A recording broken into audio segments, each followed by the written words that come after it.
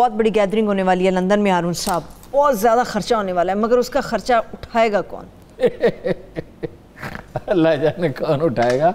کوئی اندازہ ہے 25-30 کروڑ روپے خرچ ہوں گے، 500 مہمان ہوں گے، ان کے لیے کمرے بک کیے جائیں گے. کمروں کے لیے اخبار نویسوں کا اندازہ یہ ہے، لندن کے اخبار نویسوں کو 10 کروڑ روپے کمروں کے ادا کیے جائیں گے. پھر وہ 3 دن ٹھہریں گے، ان کا کھانا ہوگا. ظاہر ہے لندن مہنگا ہے. صفدر صاحب تو نہیں اتنا اٹھا سکتے، مریم صاحبہ کیسے اٹھائیں گے اتنا خرچہ؟ ہارون صاحب ان کے پاس وہ تو 1500 ریال اس کے جو ہے نا وظیفہ اسے ملتا ہے. اگر وہ 20 سال سے جمع کر رہا ہو تو وہ اس کا حساب لگا لے، ممکن کچھ اس سے ہو جائے تو کچھ قرض لے لیں گی بھائیوں سے، کچھ اور کسی طرح ادا ہو جائے گا. سے بھی تو ہو سکتا ہے چچا جان. بہرحال اس سے زیادہ دلچسپ پہلو یہ ہے کہ کیا کہہ رہی تھی وہ، میری کوئی جائیداد نہیں ہے. وہ کہہ رہے ہو سنا دے دوبارہ حافظہ تھوڑا لوگوں کا درست ہو جائے. ہاں وہ تو والد صاحب کے ساتھ اللہ تعالیٰ ان کے والد کو زندہ سلامت رکھے اور خوشحال رکھے، ورنہ سے کھانا کھانا پڑتا. ہاں جی. تو بات یہ ہے کہ پیسے جو ہیں نا، وہ جائیداد جو ہے نا وہ اس کی بینیفیشری اونر ہیں. یہ بینیفیشری اونر کیا ہوتا ہے؟ مالک. ان کمپنیوں کی وہ مالک ہیں. باقی جھوٹ بولنا تو کوئی عیب ان میں نہیں سمجھا جاتا. ان میں کیا، زرداری صاحب سچ بولتے ہیں، پی ٹی آئی والے سچ بولتے ہیں. کدھر ہیں وہ 50 لاکھ نوکریاں، 50 لاکھ گھر، 1 کروڑ نوکریاں کہاں ہیں؟ ہوا میں ہوں گی کہیں ہارون صاحب، ہوا میں ہوں گی. لیکن سب کچھ ہوا میں ہوتا ہے، یہ وہی ہے.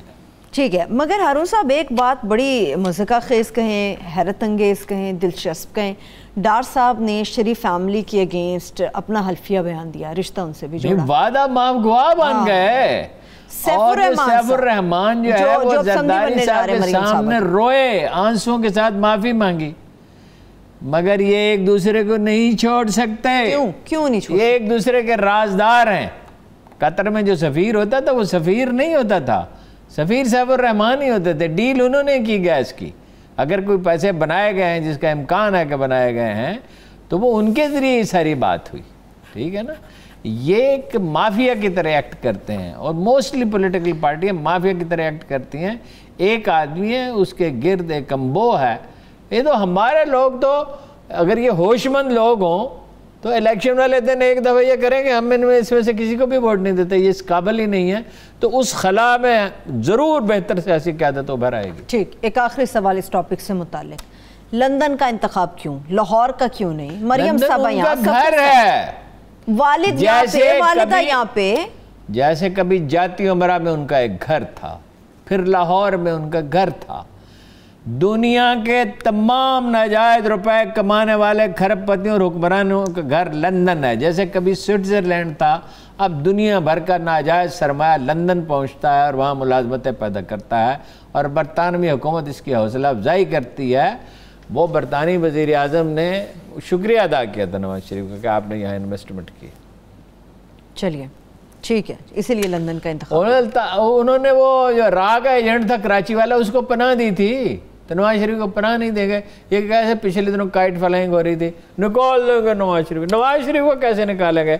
ایسے تو ہزاروں آدمی ہیں وہاں پہ، کائٹ فلائنگ ایسٹرن یورپ سے، روس سے.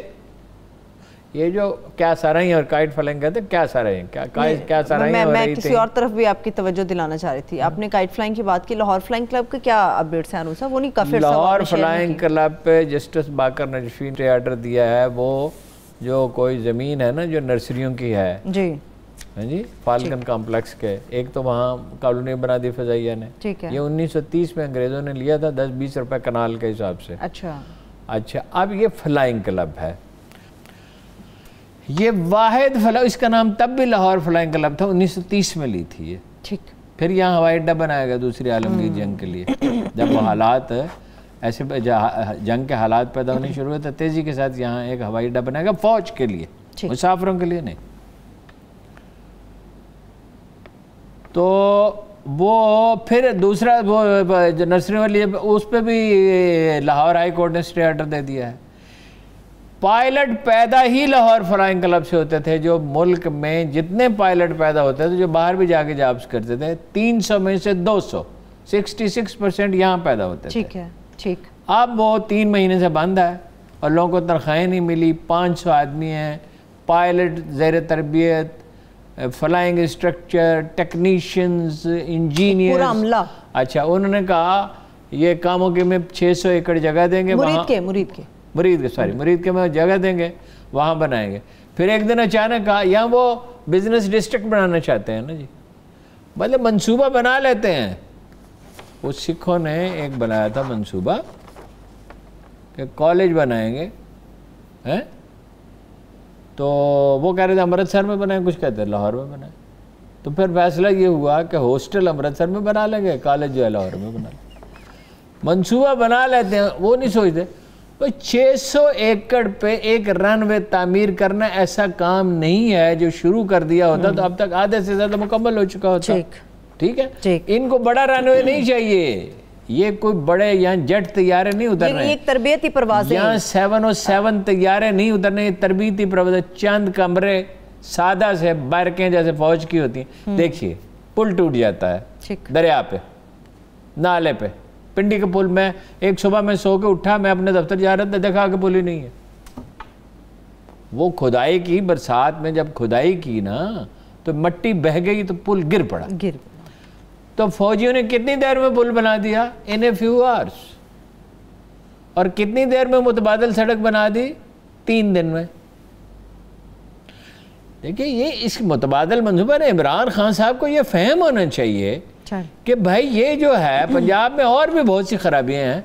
بھائی ایک فلائنگ کلب ہے جہاں سے اب تو خیر وہ آپ کو پتہ ہے پائلٹ کا تو وہ دے دیا برطانوی ادارے کو دے دیا، جیسے اے اور او لیول کے امتحانات برطانیہ میں ہوتے ہیں، ہوتے تو یہی ہیں، برطانوی ادارہ لیتا ہے تاکہ وہ غلام سرور خان صاحب نے جو مسئلہ کھڑا کر دیا تھا اور پورا دنیا میں پاکستان کی بدنامی کی تھی، بجائے خاموشی سے کارروائی تو کرنی چاہیے تھی خاموشی سے، تو وہ مطلب بہت بڑا ظلم ہے. ان کو جگہ دیں، ان کو کہتے ہیں فیصل آباد چلے جائیں، فیصل آباد میں تو فیسلٹیز ہی نہیں ہیں. لوگ لاہور کے ہیں، زیر تربیت لوگ زیادہ تر لاہور کے ہیں، فلائنگ انسٹرکٹر لاہور کے ہیں، انجینئر لاہور کے ہیں. آپ ضرور بزنس ڈسٹرکٹ بنائیں، وہ ایک اچھا ذریعہ ہے، اس سے کچھ وسائل پیدا ہوں گے، لیکن اس کے لیے کچھ یہاں پہ لیکن یہ جو چیز پہلے سے موجود ہے اس کو برباد تو نہ کریں نا. اور یہ مرید کے میں 600 ایکڑ جگہ کا بندوبست کرنا کیا مشکل ہے، ایک نوٹیفیکیشن اور کام شروع ہو جائے. یہ اپنا جو وہ گردوارہ ہے جو گرو نانک کے ننکانہ صاحب میں، کتنے دن لگے تھے اس کو بنانے میں؟ کتنے دن بنانے تھے؟ اس سے کم وقت چاہیے اس کو بنانے کے. چلیے ٹھیک ہے، اس کے اپڈیٹ پھر بھی لیتے رہیں گے، ہارون صاحب فالو بھی دیتے رہیں گے. 4 منٹ ہے آخری، 2 اہم معاملات ہیں. تربیلا کے اوپر ابھی کچھ بات ابھی مجھے کرنا باقی ہے. تربیلا میں 5 سرنگیں ہیں نا، 5 سرنگیں ہیں نا، 4 سرنگوں سے جو پانی چھوڑا جاتا ہے اسے بجلی پیدا ہوتی ہے. اب ٹیکنیکس بہتر ہوگی، 100-150 میگا واٹ پیدا ہوتی تھی ایک ٹربائن سے. اب یہاں 3 ٹربائن بنائی جائیں گی. آپ کو پتا ہے ڈیم جب بنتا ہے تو پیچھے سے مٹی آتی ہے نا تو اس کی استعداد کم ہوتی چلی جاتی ہے. کوئی 200 فٹ اونچا مٹی کا 4 میل کے فاصلے پہ وہ پہاڑ سا بنا ہوا ہے اور وہ مٹی سڑکتی ہوئی سرنگ تک آ جائے گی. تو اب اس کا حل یہ نہیں ہوتا آپ اس میں اتر کر ڈیم میں سے مٹی نہیں نکالتے، اس کو اونچا کرتے ہیں، اس کی سطح بلند کرتے ہیں. ٹھیک ہے. چینی کمپنی کو ٹھیکہ مل گیا ہے، 30 کروڑ روپے دے گی وہ چینی بینک دے گا اور 40 کروڑ ورلڈ بینک دے گا. چینی کمپنی کو ٹھیکہ ملا ہے، 3 روپے فی یونٹ اس بجلی کی لاگت آئے گی. اس کا مطلب پھر بجلی سستی ملے گی ہارون صاحب لوگوں کو؟ نہیں، کم از کم مہنگی تو نہیں ہوگی نا. جب آپ پانی سے بجلی پیدا کر رہے ہوں گے تو وہ ڈیزل سے یا فرنس آئل سے کے مقابلے میں بہت کم قیمت اس کی ہوتی ہے. اور وہ تو زیادہ اگر آپ ڈیم بنا لیں، جیسے 10 ڈیم بنانا چاہتے ہیں تو ایسا وقت آ سکتا ہے کہ آپ کو بجلی کی قیمت جو ہے آدھی سے بھی کم ہو جائے.